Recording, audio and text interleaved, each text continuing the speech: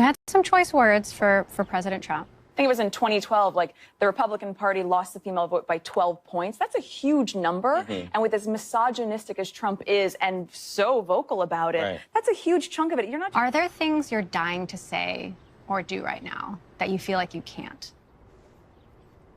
What we're dealing with here is another messy intersection of politics, royalty, and media spin. Three things that Meghan Markle seems to attract like moths to a flame. This whole controversy kicked off when Meghan appeared on Bloomberg TV and was given a golden opportunity to go after Donald Trump. Now, if you remember, back in 2016, Meghan was very vocal about Trump, branding him misogynistic and saying he was bad for women voters.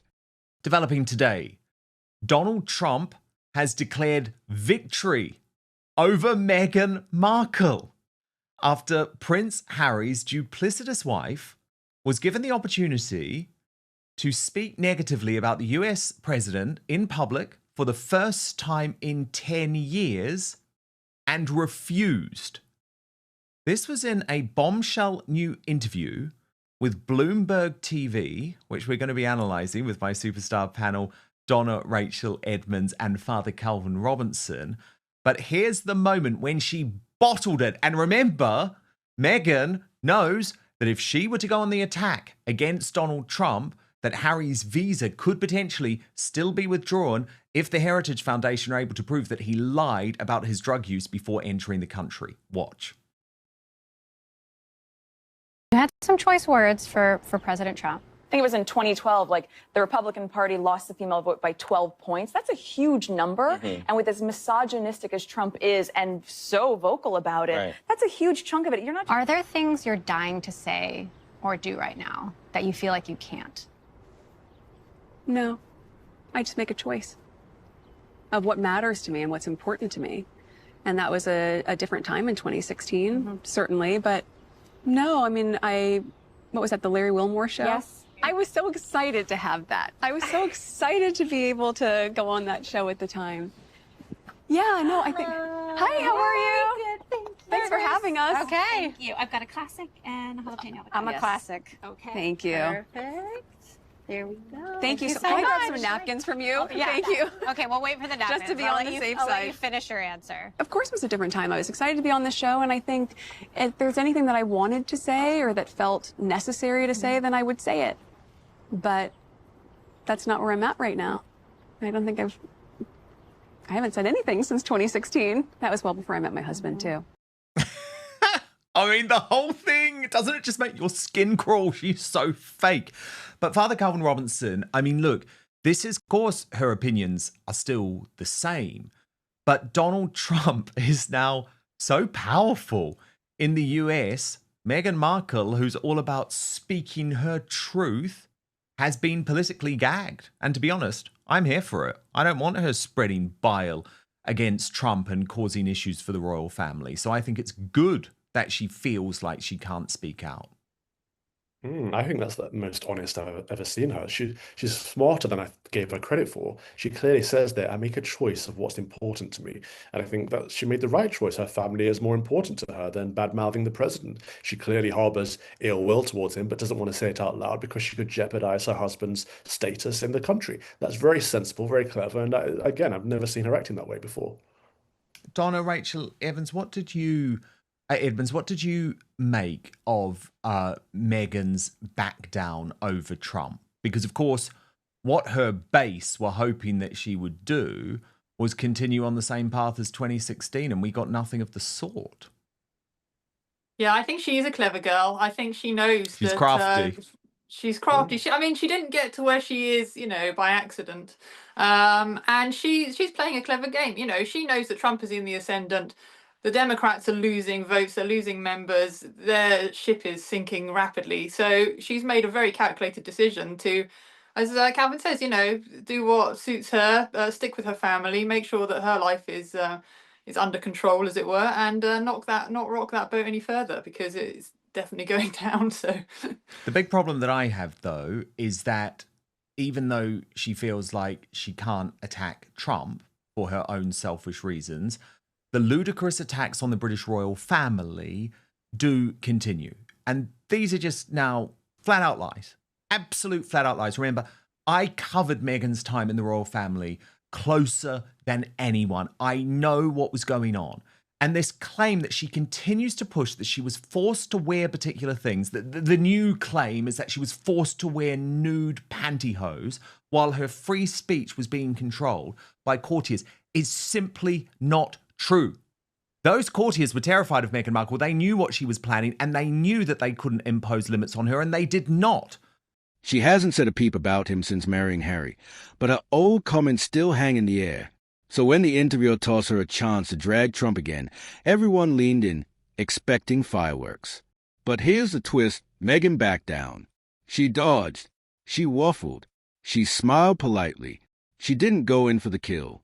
And for some commentators, that was shocking. After all, Meghan is supposed to be the woman who's all about speaking her truth. Yet suddenly, when it came to Trump, her truth got suspiciously quiet. Is there an inherent tension in trying to be relatable while also being a duchess? No, I don't find, I'm just being myself. So I think probably it was different several years ago where I couldn't be as vocal and I had to wear nude pantyhose all the time. Let's be honest, that was not very myself. I hadn't seen pantyhose since movies in the 80s when they came in the little egg. That felt a little bit inauthentic, but that's a silly example. But it is an example of when you're able to dress the way you want to dress and you're able to say the things that are true and you're able to show up in the space really organically and authentically. That's being comfortable in your own skin. And that's, of course, had different chapters in my life. But right now, no, I don't feel that I need to prove anything. Well, of course, there is nothing authentic about Meghan Markle, but what also just continues to annoy me is that she has created a complete fantasy, a complete delusion about her time within the British royal family. As Tom Sykes, the European editor-at-large of the Daily Beast and writer of The Royalist on Substack, said on this, am I alone in finding Meghan's habit of saying how awful the British royal family are deeply hypocritical when every ounce of her fame, wealth and celebrity springs from her association with them? And he went on to say, I can't be alone in finding Meghan's habit of painting the British royal family as an oppressive straitjacket, deeply hypocritical. Without her membership of the royal family, without the Duchess of Sussex stitched into her bio, there would be no Netflix deal, no glossy rosé launch, and certainly no Bloomberg chair. The very institution she dismisses as repressive is the foundation of her brand. The hosiery detail is a retread of her biggest selling product to date, grievance. In reality, Sussex is a peerage, not a family name, and this is in regards to her claim that it's now her last name. And while royals often use their dukedoms as legal names, it is far less common to do so after explicitly renouncing the monarchy's authority and producing documentaries aimed at discrediting it. Again, she attacks the system, yet trades on its status. It would be incredibly refreshing if just once Meghan could simply acknowledge the obvious. She was not well known before she married Prince Harry, and that marriage made her world famous. She could also do herself a favour and clarify afresh that Queen Elizabeth, whatever Meghan's personal disagreements with the institution she ran, embodied duty and service in a way that commanded global respect. But the hypocrisy is grating, decrying the monarchy while monetising its aura, selling relatability while deploying the cachet of Windsor on a business show. Such contradictions are supposed to be tested rather than burnished. The reviews for the new series of With Love Meghan, meanwhile, are coming in thick and fast, and they are not at all favourable. Proof that the wider press is not playing along. A striking contrast with the curated comfort of the Bloomberg interview. The Guardian found season 2 so painfully contrived that it's genuinely fascinating. The Telegraph decided the hostess act must be exhausting and noted Harry is conspicuously absent. The Times went with smug, syrupy, and endlessly spoofable. So I want to show you now a couple of elements which Tom Sykes was referring to. Firstly, these were the little digs about how terrible her life was in London when she was asked about moving to Montecito. The backlash isn't letting up. Her show is flopping, her interviews are mocked, and her complaints about the monarchy are wearing thin. Critics argue she's living in a fantasy bubble where she can twist facts to suit her brand, but the public isn't buying it anymore. Even her once loyal fan base seems smaller and less vocal. And yet, Meghan still manages to dominate headlines. What's it about Montecito? Like, what made this place feel like home more than other places? Well, we moved here 5 years ago. Oh, we're just so happy because we can take our kids to school and have a really supported, sweet life, running around and doing the things that I think everyone maybe is part of your day-to-day, Yeah. but if you don't think about what life would be like without those moments, Right. it's easy to take them for granted. So I love it. We have such a beautiful, embracing community. Yeah, and been able to really create and dream. And of course, all of the implication there is we didn't have that in London, which again is total bullshit, because let me tell you, your children are going to be paparazzi'd constantly in California, Meghan Markle. It simply would not have happened in the United Kingdom. Here's what Tom Sykes was referring to, though, in terms of her bizarre lies. She can't even tell the truth about her damn name. Watch. That's a burning question. What have you learned about yourself since becoming Sussex? Well, interesting. What I learned about myself is no matter what my name is or what people call me, I'm still the same person. So that didn't change who I am. And maybe that's probably the biggest distinguishing factor. Give me a tutorial on royal naming conventions. So, like, are you Meghan Sussex? Are you Meghan Duchess of Sussex? Mm-hmm. Is Markle even on your passport anymore? Is it, we don't use that term anymore? Well, when I got married, I changed my name. Yeah. But it's a complicated one for people to understand because a last name is not typical in that construct. I think we expect a last name, but is that a last name or is that actually It's not, but a last it's used roughly, or loosely rather. It sounds so silly to say, and I get it because I'm American, and then I went there and I started to understand, and you come back, and as an American you go, I'm so confused. Yeah. It's a dukedom. A dukedom. That's a new word for me. It's a dukedom. Okay. So, but that's the truth of it. But at the end of the day, you know, yes, so my legal name is Meghan, Duchess of Sussex. But Sussex, for us, works as our family name, and it's the name that we share with our children. And but yes, since we've been married, that's what I've been called.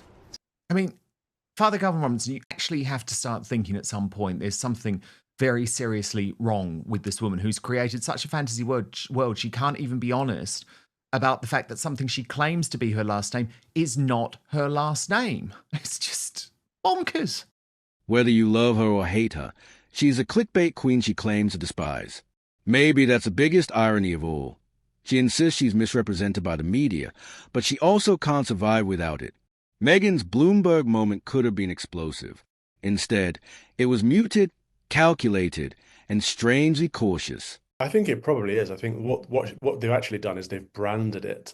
And so their surname should be Windsor, of course, and their title is Duke and Duchess of Sussex. But I think what they've done when they've moved to America is probably branded the Sussex brand or tried to brand the Sussex brand. You can do that in England, of course. It would be illegal, but in America, it's a different world. And so I think what they've done is they've taken Sussex and used that as their surname. They've probably even changed their surnames by default. They probably are Harry and Meghan Sussex now, legally, at least in America. But that's not convention in English peerage. It's not convention in our tradition. But I don't think she really cares about tradition. It's about how she can use our tradition for her image, for her branding, for her persona in order to make more money and to be more famous. Yeah, I mean, Donna, certainly it is all about the money. But to me, there is something so grating about someone who quite clearly she's almost taking the piss again. Like, oh, it's a dukedom. But like, you're the one who is clinging to the royal family.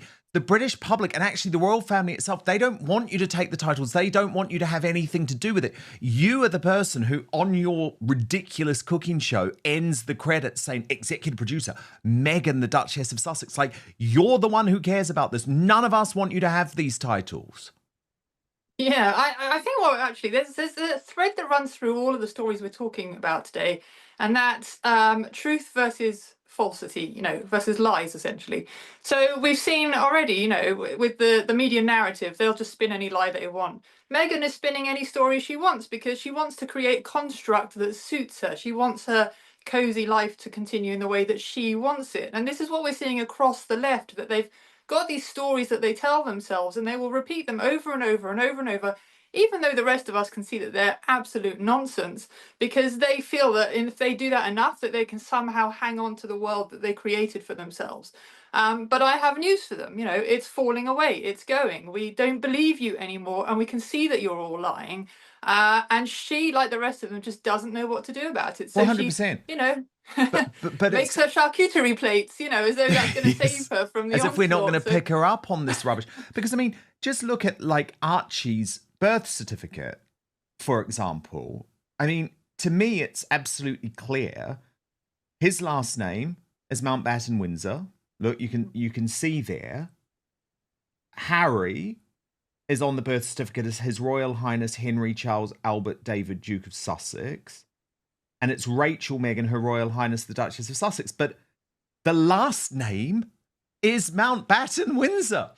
The funny thing about all of this, though, is that Meghan says that actually any of us who point out these flaws, right, and the way that her argument just completely collapses, we are responsible for what she describes as clickbait. No, it's not reporting. It's not accurate reporting. Doesn't even matter about the fact that publications like Vanity Fair and The Hollywood Reporter and the Newsweek publications are the ones that have been accusing her of bullying most recently. It's all down to clickbait. And I think this is so disturbing because it shows that she has created almost like an alternate universe that she lives in now. Watch this. It's hard to sort of show your whole self. I waffle with some of my choices before I make them. I'm generally very decisive, but social media is a great barometer for this for me, because putting out a video of myself 9 months pregnant was a really big choice, but I also wanted people to see themselves in my story and our story, and to be able to show that with all the noise that might happen in the world on a day-to-day basis, real life is still happening behind the scenes. Really real life. But you put that out there and some people, like, they tear it apart, you know? I'm sure they did, I don't know. But I also protect myself from seeing that. It's been interesting preparing for this interview because every day you search for your name and there's like 1,000 different news stories about 1,000 different things. Yes. And so... But I guess the distinction there is those people don't know me and they're not talking about me. And that's a really hard place to come to terms with. Yeah. But that's the truth. So if you can really compartmentalize it and go, oh, right, there is a very, very powerful machine, and it's all about generating income. Mm-hmm. Those stories aren't just appearing because it's fun. Clickbait has a huge financial implication. And so if I'm part of an SEO and that gets them more clickbait, then yes, they're incentivized to churn out as many stories, false or damaging or whatnot, to feed the beast, because that's paying them. And I think a lot of people forget the economic element of it. And I think from my standpoint, that's why I don't look at it. It would be very hard to see anything about yourself that isn't true. But equally, it's not me that they're talking about. It's some caricature they've had to create to get clicks. And I'm very clear on the difference between the two. So I mean, Father Government, you just can't argue with someone like that. It's not even worth it, is it? Because it's almost like no matter what's said, no matter where it comes from, no matter what the source is, no matter who publishes it, even if it's the liberal press, even if it's the New York Times, Vanity Fair, Hollywood Reporter, she's just always going to live in this world where she tells her dwindling band of followers on. No, it's just clickbait. It's just clickbait. On one level, that showed surprising maturity, protecting her family instead of chasing a viral headline. On another level, it underscored just how much of her life is built on contradictions. The Meghan Markle brand is caught in a loop. Criticize the monarchy while monetising it, cry victim while producing Netflix shows, denounce the media while feeding off its attention. And now, add silently seething about Trump while pretending she's above politics to the list. In the end, Meghan may have thought she was dodging trouble, but she ended up reminding everyone why she's such a lightning rod. Every time she opens her mouth, or refuses to, people see the contradictions more clearly, and that, more than Trump, pantyhose, or even with love, Meghan might be her biggest problem.